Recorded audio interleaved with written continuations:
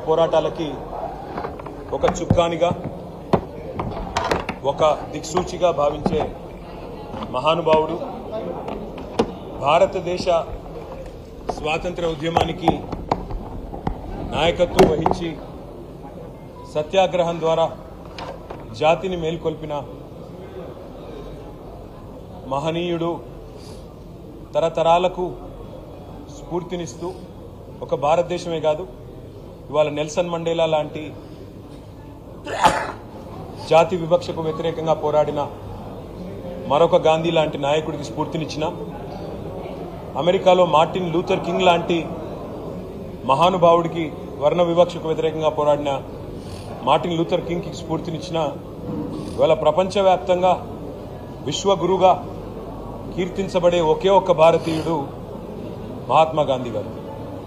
వారి 155వ జయంతి సందర్భంగా వారు చెప్పిన ఒక మాట మాత్రం నేను ఇవాళ ఇక్కడున్న రాష్ట్ర ప్రభుత్వానికి పైన ఉన్న కేంద్ర ప్రభుత్వానికి కూడా గుర్తు చేయదలుచుకున్నాను. ఏ సమాజం యొక్క ఏ ప్రభుత్వం యొక్క ఏ వ్యవస్థ యొక్క గొప్పతనమైనా ఎప్పుడు తెలుస్తుందట అంటే ఇది మహాత్మా గాంధీ చెప్పిన మాట. ఆ సమాజంలో ఉండే అత్యంత బలహీనమైన వ్యక్తిని ఆ సమాజం ఎట్లా ఆదరిస్తుంది, ఆ ప్రభుత్వం ఎట్లా గౌరవిస్తుంది, గుర్తిస్తుంది, ఎట్లా సంస్కారవంతంగా వారి పట్ల తన ప్రవర్తన ఉంటుంది, దాన్ని బట్టే ఆ ప్రభుత్వం కానీ ఆ వ్యవస్థ యొక్క గొప్పతనం తెలుస్తుంది అని చెప్పి మహాత్మా గాంధీ గారు స్వయంగా అన్నమాట.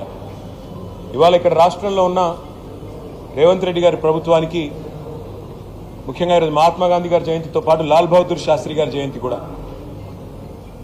ఈ ఇద్దరు మహానుభావుల జయంతి సందర్భంగా ఈ రాష్ట్రంలో ఉండే ప్రభుత్వానికి నేను చేసే విజ్ఞప్తి ఒకటే, ఇంత కర్కశత్వం పనికిరాదు, ఇంత దయా ఇంత అమానవీయమైన వైఖరి ఏదైతే మీరు అవలంబిస్తూ ఉన్నారో ఈ రాష్ట్రంలోని పేదల పట్ల దీని మీద పునరాలోచించుకోండి. ఎందుకంటే మాకు బాధ కలుగుతూ ఉంది, రాష్ట్రంలోని పేద ప్రజలు బాధపడతా ఉన్నారు. చివరికి నిన్న మీరు పంపిన కూలీలు ఎవరైతే ఆ ఇల్లు కూలగొట్టడానికి వచ్చిన కూలీలు ఉన్నారో వాళ్ళు కూడా చెప్తా ఉన్నారు, మమ్మల్ని వేరే పనిని తీసుకొచ్చినారు, ఇక్కడికి వచ్చి ఇల్లు కూలగొట్టమన్నారు, ముందు చెప్తే వచ్చేటోళ్ళం కాదు సార్ అని వాళ్ళు కూడా చెప్తా ఉన్నారు. అంటే ఎంత దయనీయమైన పరిస్థితులు ఉన్నాయో ఈ రాష్ట్రంలో దాన్ని బట్టి చెప్పవచ్చు. మిమ్మల్ని ఎన్నుకున్నది, మిమ్మల్ని ప్రజలు గెలిపించింది నిర్మాణాత్మకమైన పనులు చేయమని, మంచి పనులు చేయమని. రైతు బంధు 10,000 అంటే మీరు 15,000 ఆ పని చేయమని, 2,000 పెన్షన్ 4,000 చేయమని, పేదవాళ్ళని కడుపులో పెట్టుకొని చూసుకోమని కేసీఆర్ గారు 2.5 లక్షల ఇల్లు కడితే మీరు 5 లక్షల ఇల్లు కట్టమని మీకు ఓటేసినారు తప్ప ఇల్లు కూలగొట్టమని కాదు, అక్కరలేని ఖర్చులు పెట్టమని కాదు, ఇంకోటని కాదు. అందుకే సమాజంలోని అత్యంత బలహీనమైన వర్గం పట్ల మీరు కర్కశంగా ప్రవర్తిస్తున్న వైఖరి ఈ గాంధీ జయంతి రోజన్నా పునరాలోచించుకోవాలని, తప్పకుండా సంస్కారవంతంగా మరి పైన ఉన్న గాంధీలు కూడా రాహుల్ గాంధీ, ప్రియాంక గాంధీ, సోనియా గాంధీ కూడా ఆలోచించాలని చెప్పి కూడా మేము కోరుతా ఉన్నాం. ఇంత ఒక డిపిఆర్ లేకుండా, డీటెయిల్డ్ ప్రాజెక్ట్ రిపోర్ట్ లేదు, ఖర్చు ఎంత అవుతుందో ఈ ప్రభుత్వంలో ఒక్క సన్నాసికి తెలియదు.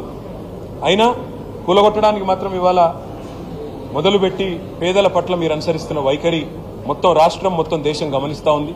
ఈ బుల్డోజర్ రాజ్యం ఏదైతే మీరు ఈరోజు తీసుకొచ్చారో ఈ మహాత్మా గాంధీ జయంతి రోజన్నా కనీసం వివేకంతో విచక్షణతో ఆలోచించి మరి ఇకనైనా మీ వైఖరి మార్చుకొని మానవత్వంతో ముందడుగేయాలని కోరుతాం.